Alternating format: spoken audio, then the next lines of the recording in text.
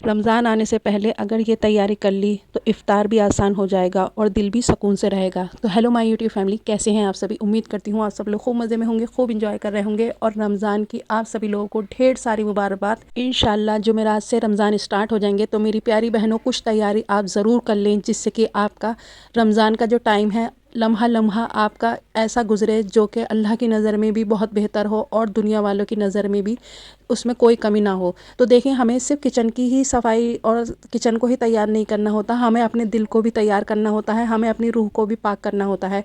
रमज़ान का एक एक लम्हा हमारे लिए बहुत कीमती होता है, जिसमें कि हमें ढेर सारी दुआएं करनी होती हैं, ढेर सारी खैर व बरकत मांगनी होती है और अल्हम्दुलिल्लाह हमारे किचन में भी ढेर सारे काम होते हैं। तो कहते हैं जो औरत किचन में खड़े होकर बहुत मेहनत करती है रमज़ान के टाइम में, उसको उतना ही सवाब हासिल होता है जितना कि किसी और रोज़दार को सवाब हासिल होगा जो दिन भर कुरान पढ़े, दिन भर नफिल नमाज अदा करे या कोई और इबादत करे, तो उस औरत को भी उतना ही सवाब हासिल होगा, क्योंकि वो अपने घर वालों की खिदमत कर रही है पूरी ईमानदारी से, पूरी शिद्दत के साथ में।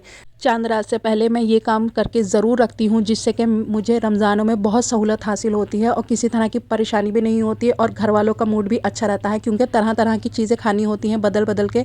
तो कुछ चीज़ों की तैयारी हम पहले से भी करके रख सकते हैं। अच्छा, मैं वो चीज़ें आपके साथ में शेयर कर रही हूँ जो बहुत मिडिल क्लास फैमिली भी होगी ना, ईज़िली अपने घर में बना पाएगी और आराम से, उसके पास अगर छोटा भी फ्रिज है ना तो वो ईज़िली अपने फ्रिज में स्टोर भी कर पाएगी। तो सबसे पहले मैं बना लेती हूँ खट्टी चटनी।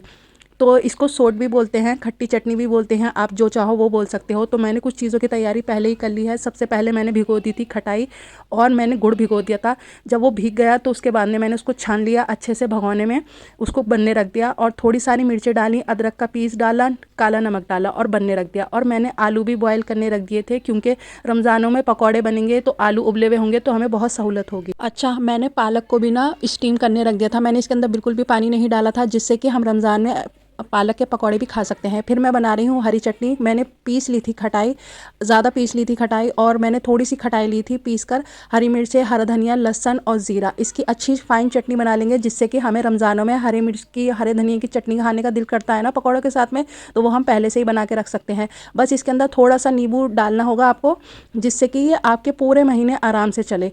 ठीक हो गया। अगर आप चाहें तो आप छोले भी बॉईल करके रख सकते हैं, मतलब चने। हमारा इतना हिसाब नहीं था, अच्छा, इसलिए मैंने छोले अभी बॉईल नहीं किए हैं। तो मैं आप लोगों को दिखा देती हूँ मैंने क्या क्या चीज़ तैयार कर ली है। तो सबसे पहले मैंने पुदीना धनिया बीन के धो के वॉश करके रख दिया था। अच्छा, मटर का भी कुछ ना कुछ बन सकता है, तो मैंने मटर को भी छील के रख दूँगी, जिससे कि मुझे रमज़ानों में कोई टेंशन ना हो। और मैंने आलू बॉईल कर लिए हैं, मैंने पीसा है, मैंने मोटा वो जो होता है ना साबुत धनिया, वो भी पीस के रख लिया है, क्योंकि पकौड़ों में डालते हैं।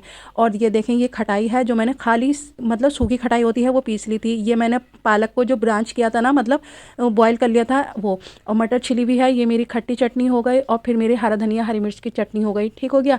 और मैंने ना सूखी हुई लाल मिर्चें पीस ली थी ज़ीरा डालकर, क्योंकि चिली फ्लेक्स की बहुत ज़रूरत पड़ती है रमज़ानों में, इस वजह से। और ये दिखा रही हूँ मैंने जो साबुत धनिया है ना, वो मैंने पीस लिया था, क्योंकि रमज़ानों में ये बहुत काम में आता है। पकौड़ों वकौड़ों में डालते हैं ना तो एकदम टेस्ट बढ़िया हो जाता है। टिक्की वगैरह में डाल के भी खाओ ना तो भी बहुत अच्छा हो जाता है, आलू के मसाले में डालते हैं। और मैंने ना पीली मिर्चें भी पीस के रखी हैं, ये मैंने ऐसी ही सूखी पीस ली हैं। आप भी ज़रूर करके रखना, इंशाल्लाह आपका रमज़ानों में बहुत ज़्यादा टाइम सेव होगा।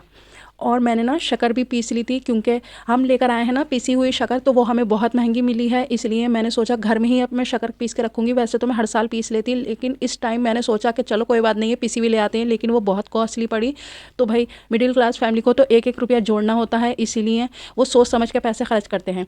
अच्छा, मैं यहाँ बना रही हूँ वो जो होता है ना पकौड़ा मिक्स, तो मैं पहले ही बना के रख देती हूँ, ताकि शाम के टाइम में, वो इफ्तार का टाइम होता है, पकौड़े बनाने होते हैं, तो ज़्यादा भाग दौड़ ना करना पड़े। तो मैंने मैंने ले लिया था बेसन, फिर मैंने डाल दी थी 2 चम्मच हल्दी, और मैंने डाला है यहाँ पे सूखा धनिया, और मैंने 2 चम्मच भर के डाली थी खटाई पिसी हुई, और मैंने डाला था इसके अंदर काला नमक और अजवाइन डाली थी मैंने मसल कर। ठीक हो गया। तो अगर आप बना के रख लेंगी ना पकौड़ा मिक्स, तो ये आपके बहुत ज़्यादा यूज़फुल होगा। आपको इफ्तार के टाइम पे बिल्कुल भी टेंशन नहीं होगी। बस आपको इसको ऐसे ही यूज़ कर लेना है। नमक चेक कर लेना, नमक कम हो तो और डाल सकती हैं, अगर आपको तीखा थोड़ा कम लग रहा हो तो तीखा भी और डाल सकती हैं। वैसे तो हमारे घर में इतना ही यूज़ होता है और अल्हम्दुलिल्लाह से बहुत मज़े के, बहुत क्रिस्पी बनते हैं पकौड़े। तो पालक के पकौड़े, आलू के पकौड़े, गोभी के पकौड़े, जिस चीज़ के भी चाहें आप उसके पकौड़े इससे बना सकती हैं। अल्हम्दुलिल्लाह ये बहुत यूज़फुल है और बहुत टाइम सेविंग का है, क्योंकि देखें रमज़ान का एक एक सेकंड हमारे लिए बहुत कीमती होता है। तो हर सेकंड को हमें अच्छे से यूज़ करना होगा।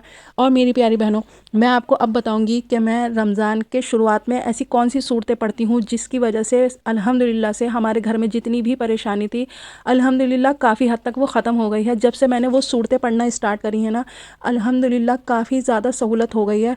देखिए, हम किराए के घर में रहते थे और बहुत परेशानी में रहते थे, लेकिन जब से मुझे वो सूरतें मालूम हुई हैं तब से मैंने वो पढ़ना शुरू करी हैं और अल्हम्दुलिल्लाह मेरी वो सूरतों ने इतनी कामयाबी हमें दिलवाई है।